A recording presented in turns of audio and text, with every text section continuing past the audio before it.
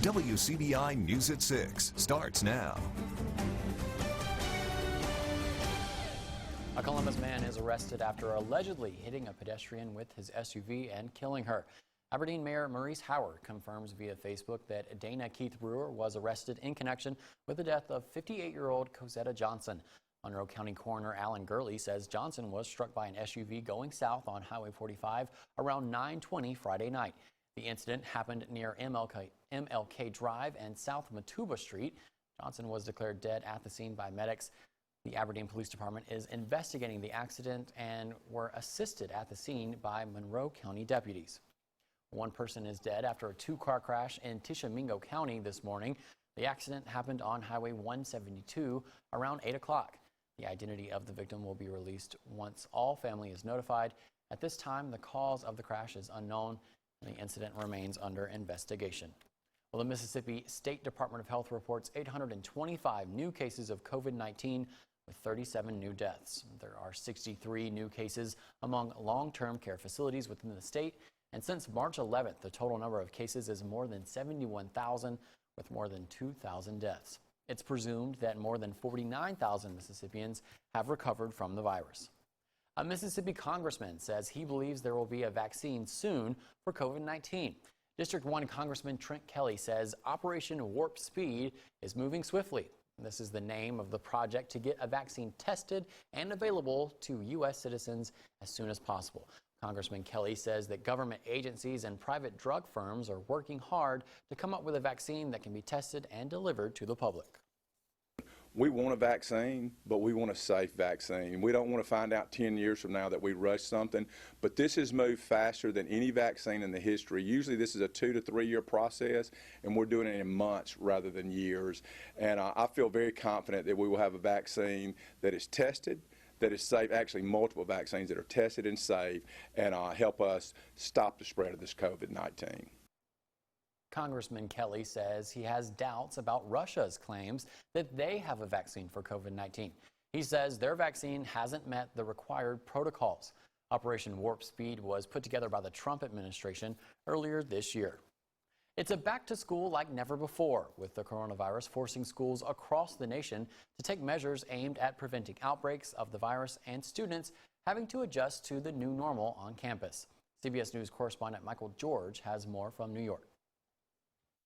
In Fort Worth, Texas Christian University freshman Rachel Adelsberg moved into her dorm this week. I just feel really fortunate that we actually get to come and move in. A lot of my friends from home are getting stuck at home this year. As schools and parents across the U.S. make their plans, White House Coronavirus Task Force member Dr. Anthony Fauci is urging everyone to follow CDC guidelines. The driving force will always be the safety, the welfare, and the health of the children and of the teachers. But bumps in the road back to school are already appearing. It definitely became much more real when we realized it was probably in a floor close to us. Students at the University of North Carolina, Chapel Hill are on high alert after the school reported clusters of COVID-19 cases in 2 residence halls. I mean, there's still parties going on. There's still people not wearing masks. The University of Notre Dame says it's confident it can continue in-person classes after an early spike in coronavirus cases. The school says it's ready to return to distance learning if necessary. Jacob O'Hara, a senior, says he's taking precautions. So we checked it out early on, like one party, one bar, and it didn't seem terribly safe, so we're kind of sticking to ourselves for the time being and seeing how it plays out. And Columbia University in New York City has reversed course, announcing undergraduate classes this fall will be virtual. Michael George, CBS News, New York. In early September, New York University, one of the nation's largest private schools, plans to welcome students from around the world with a mix of in-person, remote, and blended classes. Well, a mix of some good news and bad news on this Saturday afternoon. The good news is the rain has stayed away. We've stayed dry all through the day today, and you can see right now nothing is going on. We're getting a clean sweep on the radar. But the bad news is the lack of rainfall has allowed those temperatures to really warm up. Take a look at this. 90 right now in Columbus, 91 in Tupelo, 94 in Houston, 89 right now in Winona. Highs today generally in the mid-90s, 92 here in Columbus. Over the next few hours, temperatures going to stay fairly warm, dropping down into the 80s and eventually into the upper 70s. A few clouds out there right now, but I think overall tonight we're looking mostly clear and dry with just a very light northwesterly wind. Now, even though we're dry tonight, I think we wake up to some rain showers tomorrow and maybe even some more storms by tomorrow afternoon. I'll have a full look at that 7-day forecast and when to expect our next round of showers coming up in just a bit. Cash. All right, thanks, Trevor. Well, Mississippi is another step closer to a new state flag design to go on November's ballot. The commission has been working with a designer to make some tweaks to many of the originally submitted designs. As Courtney Ann Jackson explains, they narrowed it down to the top 9 Friday. The commission is charged with finding a flag with strong symbolism while being simplistic enough that a child can recreate it. I think it's something we need to recognize. When people see our flag, they'll recognize it immediately that it's Mississippi. Thousands of submissions were narrowed to hundreds and then down to less than a dozen ahead of Friday's meeting. All of the people of Mississippi who have taken a keen interest in what we are doing, especially those 3,000 people who have submitted designs. This is a 9-member commission, but they all agree they've heard a lot of input from community members. The Magnolia is on several of the top designs and has gotten mixed feedback. The Magnolia makes me think of Mississippi and hospitality. I've had the same comment that Katie did. I've had a lot of people that like it and a lot that don't. But some specific concerns about the Magnolia flower relating to it as perceived as possibly a symbol of the Old South. One member wanted to ensure another element was incorporated. What is our state named for? The river. While the Mississippi Band of Choctaw Indians Tribal Chief Cyrus Ben requested that some stars be tweaked to contain more symbolism. You see that in our clothing, our beadwork, and also basketry design. You see the diamond designs. And the eastern diamondback rattlesnake is also a respected animal that also protected the crops in the fields. So that's where you see that diamond design incorporated with. You, the public, won't get to cast a binding vote till November, but a non-binding poll, including the top 9, will be posted to the Department of Archives and History website. The commission will select the final 5 next Tuesday, and those 5 will be made into flags. Their final decision will be made by September 2nd. Well, a former law enforcement officer wants kids that are going back to school to see a different side of the badge. Today, Germany Jackson and other volunteers handed out supplies those students will need in the classroom. Our Savannah Gato joins us live in the studio with why the backpacks came with a message of hope. Jackson tells me he sees a gap in society between police and the people that they are sworn to serve. Now he's using his experience as a former officer to make an impact in the community. One by one, volunteers handed out backpacks and school supplies, hoping to send a lesson these kids will carry with them for a lifetime. Through giving away book bags and having law enforcement interacting with the kids, it sees them at a different level, a place where they're not writing tickets, a time where they're not taking them out of jail, but they're actually giving to them. We don't want kids to be afraid of the police, and so we're just trying to interact with them as much as we can. So what Germany's doing, I think this is really a good opportunity to help the community and helps the kids. Germany Jackson is a former law enforcement officer. He hopes this event will make a positive impact in Shannon and change how these kids view cops. Again, so much going on in the community, negative. So they have a negative idea about law enforcement, no respect for law enforcement, and that barrier must come down, but things like this helps with detention problems. Valerie Fields is proud of her nephew for helping families that aren't able to get school supplies. So what he did say, well, at least when they do go back to school, they will have something to start with to excite them, to be pumped up about going back to school. Jackson believes there is a way for residents and law enforcement to work together. Part of law enforcement, the first thing is serving and protecting. So at this moment, we're serving and protecting. Each backpack included pencils, paper, a bottle of water, and a special card from Germany saying to keep your head up, pay attention, and stay focused in school. All right, thanks, Savannah. Well, 3 Tupelo police officers and a 911 operator are recognized for their teamwork helping a motorist whose brakes failed on a busy street. On July 23rd, Saltillo resident Armani Winfun was driving home from her job when the brakes in her car failed. Winfin called 911, remaining calm as she told operator Bailey Whitehead what was going on. Winfin was driving down North Gloucester. She put her car in neutral, and 3 Tupelo police units responded. The officers blocked oncoming traffic and led Winfin into the Chili's parking lot, where they were able to stop her car. Whitehead, along with officers John Moses, Carlo Iglesias, and Brent Thornton, received plaques for their effort. I just want to say I greatly appreciate y'all and that I'm very thankful for y'all because I know I couldn't have done it without y'all and the Lord on my side. It means a lot. It really does. It shows that everything that comes along with the job, it just matters so much, and it makes a big difference. We actually don't have any protocol for this, and I haven't seen this in 25 years, so we were just throwing out any ideas we could get this car stopped. Armani also gave the officers a gift. She has since had her brakes repaired and is on the road again. One call, that's all. A familiar face sponsors an event giving back to essential workers. More on this story coming up after the break. Stay with us. Welcome back, everyone. It was a chance for the people of Boonville to come together today as volunteers provided a special meal for essential workers in the community. WCBI's Chad Groening reports. There was plenty of fish and French fries and volunteers on hand to serve it. The event was sponsored by U-Turn Ministry, co-founded by 3 men who want to make a difference in the community. U-turn means to turn and go the other way to make a 180-degree U-turn. All 3 of us come from the streets. We made a U-turn, God got us, and we started this ministry, and we are serving our community and giving back. We deal with the youth, we're mentors, we're doing school programs, back-to-school programs, and we also are street ministry. We deal with people with addiction, people coming out of prison, like a second chance to start over. This is a day that we just decided to put forth an effort to show our thanks and appreciation to all the essential workers through this pandemic.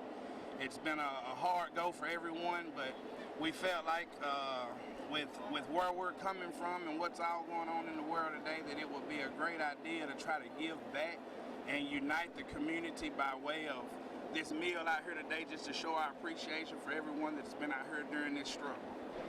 This entire thing was a whole effort to see all different walks of life, different churches, different businesses, all in the community contributed to this event happening today. And we also wanted to display something here in Boonville that we do a big here. We Boonville strong, and we believe that we can all come together to turn not only just a few people around, but an entire community. As Jackson said, the event would not have been possible without sponsors like attorney Richard Schwartz. It's just to honor all citizens of Boonville, but especially honoring our first line responders. They are heroes, and I want you, when you see a nurse, you see a fireman, a policeman, an ambulance driver, thank them, because you need to, because they're putting their life on the line with this COVID disaster. And Boonville Mayor Chris Lindley appreciated how the community came together to make this event successful. This is an amazing event that U-Turn Ministries is putting on. Anson Christian was the one who organized this event. He came to me and I said it's a wonderful opportunity to help the essential workers, the hospital workers, fire, police, EMS, post office. There's a lot of people that get overlooked when you say essential workers, and we're trying to include everybody. Chad Groening, WCBI News, Boonville. Event organizers say they're going to keep serving until they run out of fish. Hardly a cloud in the sky right now in Starkville over Highway 25, but don't let that fool you. The heat and humidity, it is still there, but hey, there are some changes coming up in that 7-day forecast. I've got all the details coming up right after this. Stay with us. Your WCBI First Alert AccuWeather forecast with meteorologist Trevor Burchett. Another hot and humid day out there once again, but the difference today is we didn't have much in the way of rainfall to help cool us down. As a matter of fact, there is no rainfall out there right now. Take a look at clouds and radar. Here we go. And you can see some of the cloud and shower and storm activity down to the south. That has stayed down there today. We are all dry and clear of any cloud cover right now. Just a few very high clouds passing through. And we have some dry air to thank for that. You can see all across the area right now, this brownish orange color is all of that dry air up in the atmosphere, and that's making it hard for any showers and storms to form. You can see in the green where the rain activity is, and there's also some back to our north and west. So that's what we're going to be watching to move in here through the day tomorrow. Out there right now, a picture perfect sky. Hardly a cloud to be found right now in downtown Columbus on the Alpha Insurance camera network. But it is still hot. 90 degrees right now with the heat index just a few degrees higher than that. Overnight tonight, I think the skies stay mostly clear. We're going to fall down into the upper 60s to right around 70. It is going to be muggy though, so not a horrible night, but at least we are going to stay dry and mostly clear. Tomorrow, 91 for the high, hot and humid once again. And again, we're going to have the chance for some showers and storms to continue through the day with just a very light northwesterly wind. Here's what that looks like on future radar. Again, overnight tonight, nothing to worry about. We're going to stay dry. We're going to stay mostly clear. But by early tomorrow morning, we've got this cold front setting back off to the north and the west. And that could help to pop up some showers and storms as early as sunrise tomorrow. So when you wake up, you might hear a little bit of rain on the window, especially off to the west along I-55. This is what the radar might look like at 6 a.m. And those showers could move into the Golden Triangle, Monroe County by 8 or 9. So just keep that in mind. As you're waking up headed to church tomorrow, you might see a quick isolated downpour. I think better rain chances move in here by tomorrow afternoon. Here's noon. You see some of those showers popping up. Even by 3 or 4 o'clock, the chance will be there for some of those quick downpours. Not everybody sees rain tomorrow, but we'll call it about a 40% chance of some folks seeing some isolated downpours. But notice that cold front working its way through here by Sunday night, and that is going to lead to a change in our weather pattern. Lower humidity and lower rain chances as we go into next week. So we'll say a 40% chance of rain tomorrow, not a 0% chance of rain for Tuesday and Wednesday. We'll leave in a chance of a very isolated downpour. But in general, Monday through Wednesday looking pretty nice. Lower humidity, still pretty hot though. And then unfortunately, we do have to talk about more rain chances sneaking back in here for the second half of the week and into the weekend. So enjoy these dry few days while you can, because we're going to get right back into that summertime pattern before too long. Here's your AccuWeather 7-day forecast. Again, spotty storms tomorrow. Just keep the umbrella on standby as you're out and about. Monday, Tuesday, and Wednesday, pretty dry, still hot, don't get me wrong, but the humidity is going to be a lot lower. Some rain chances do start to pop back up here by the end of the week into the weekend. Still, though, just some summertime storms. Just keep the umbrella on standby. Overnight lows generally in the mid to upper 60s. WCBI News at 6 continues right after the break. Stay with us. Here's WCBI Sports with Chris Bolton.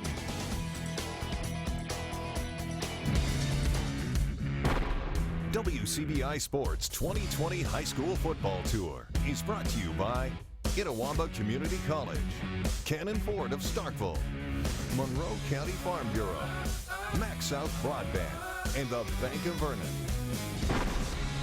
We know we got a target on our back, so we gotta do it twice now. After a come-from-behind win in last season's state championship game against Oak Grove, the Oxford Chargers love the sweet taste of victory and don't want anything else. To be on the first team to win, my brother played, he wasn't able to win it.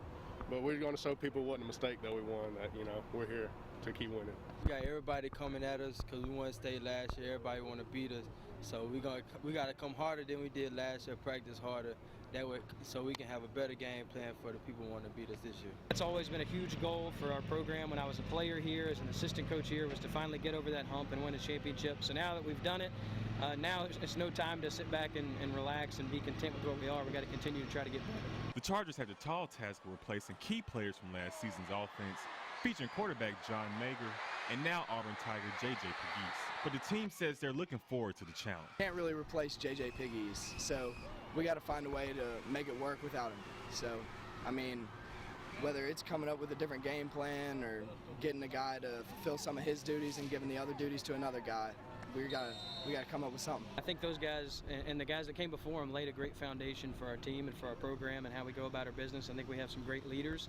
And we've got some players we're excited about that haven't maybe played a lot in the past, sitting behind some of those older players, but we're really excited about seeing them get on the field and see what they can do. Oxford also lost 10 starters from last season's defense, so some new guys are stepping into much larger roles. But the one returning starter is doing everything he can to give the younger guys the knowledge he gained. Last year I had everybody ahead of me that already had some playing time. They knew, so I was following them. They was teaching me the ropes. So now this year I feel like I got to teach them the people that was under me didn't get a lot of playing, so I got to teach them how to do some things that they need done for the game. So we're going to have a lot of new faces on defense, but again, a lot of guys that we're excited about getting out there, that we think have really put in a lot of work over the years, have really developed into good players. Despite the turnover, the team is confident in their chances of defending the 6A crown. Obviously, as a defending champion, you're trying to defend that. You to some extent, you're not really an unknown commodity, I guess, but certain individuals definitely are. And so we're excited about seeing what they can do. Every year, we're the underdogs. We're the underdogs last year, but we showed everybody, we're here. So we got that same mindset, coming in, we just got to be great. Oxford starts their title defense on the road against Grenada September 4th. With the Chargers on the high school football tour, Chris Bolton, WCBI Sports. WCBI Sports 2020 High School Football Tour with Oxford High School is brought to you by Midway Marina Fulton and Allen Samuels Chrysler Dodge Jeep Ram of Oxford. Thank you guys for joining us tonight. We'll see you back here at 10 o'clock.